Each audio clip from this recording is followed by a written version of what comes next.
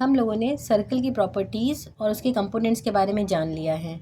अब हम लोग इसके एप्लीकेशंस को समझेंगे। इसके एप्लीकेशंस के लिए हमने कुछ एग्जांपल्स लिए हैं, उनमें हम इन प्रॉपर्टीज़ को यूज़ करेंगे और देखेंगे कि वो कैसे हमारे लिए हेल्पफुल होती हैं।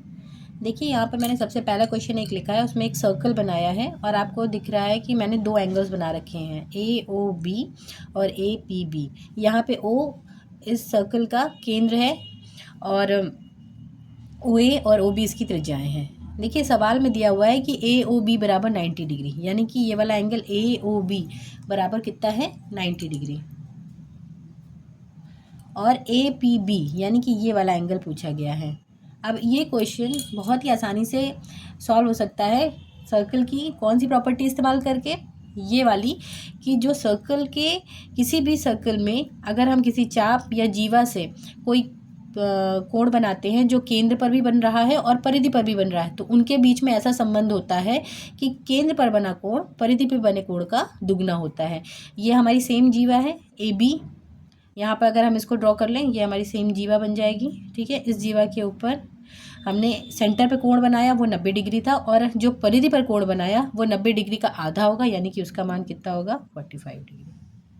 देखिए कितनी इजीली इस क्वेश्चन को हमने सॉल्व कर लिया। ऐसे ही नेक्स्ट क्वेश्चन देखते हैं। यहाँ पे आप एक देखिए एक चित्र बना है और इसके अंदर हमने अर्धवृत्त के ऊपर दो कोण बना रखे हैं, एक Q बिंदु पर और एक P बिंदु पे। यहाँ पे हमें क्वेश्चन में दिया हुआ है कि कोण APB यानी कि ये वाला कोण माइनस कोण AQB ये वाले कोण के हैं। इन दोनों कोणों का हमको अंतर पूछा गया है सवाल में, और दिया क्या हुआ है, ये वाला कोण 35 डिग्री दिया गया और ये वाला कोण 45 डिग्री दिया हुआ है। वास्तव में हमें इस प्रश्न में इन कोणों की कोई आवश्यकता नहीं है, हम इसका जवाब बिना इस क्वेश्चन में बिना इन कोणों का मान जाने भी दे सकते हैं। क्यों? क्योंकि हम इसमें जो वृत्त का गुण है उसको रेफर करते हैं। हमने बताया था कि अर्धवृत्त के द्वारा वृत्त की परिधि पर बना जो कोण होता है वो सदैव समकोण यानी कि 90 डिग्री होता है, और उसे हम कहीं पर भी बनाएं वो हमेशा 90 डिग्री ही बनेगा, जो व्यास द्वारा अर्धवृत्त की परिधि पर बनता है। तो ये हमारा व्यास हो गया, इसके द्वारा अर्धवृत्त की परिधि पर ये कोण बना तो इसका मान 90 डिग्री हो गया, और ये भी अर्धवृत्त के व्यास पर बन रहा है और परिधि पर ये भी कोण 90 डिग्री हो गया।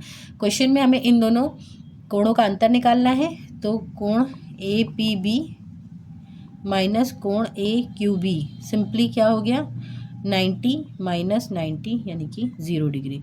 हमें इन दोनों की आवश्यकता ही नहीं थी।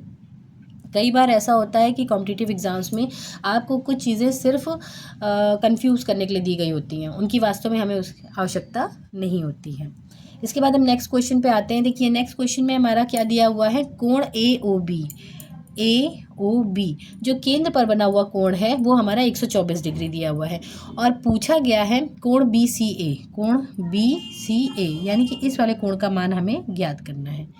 अब हमें ध्यान देना है कि ये जो हमारा दीर्घ चाप है AB, इसके द्वारा हमारा जो यहाँ पर कोण बन रहा है वो केंद्र पर बना कोण है, और इसी चाप द्वारा जो परिधि पर बना कोण है वो इस कोण का आधा होगा।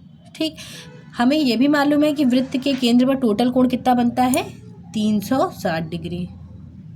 अब हमें ये बचे हुए कोण का मान निकालना है, तो हम क्या करेंगे 360 में से 124 घटा देंगे, ये कितना आ गया, ये आ गया आपका 236 डिग्री, यानी कि ये कोण हमारा आ गया 236 डिग्री। अब फिर से हम वही वाली प्रमेय लगाते हैं कि वृत्त के किसी भी चाप द्वारा या जीवा द्वारा वृत्त की केंद्र पर बना कोण वृत्त के परिधि पर बने कोण का दुगना होता है। तो अगर ये 236 है तो यहाँ वाला जो कोण है जो परिधि पर बन रहा है वो इसका आधा होगा, यानी कि क्या होगा वो 236 डिवाइडेड बाई 2 118 डिग्री। तो ये वाला कोण आपका कितना हो गया 118 डिग्री। देखिए बहुत ही ईजिली हमने इन सर्कल की प्रॉपर्टीज़ को यूज़ करके इन क्वेश्चंस को सॉल्व कर लिया है। Thank you.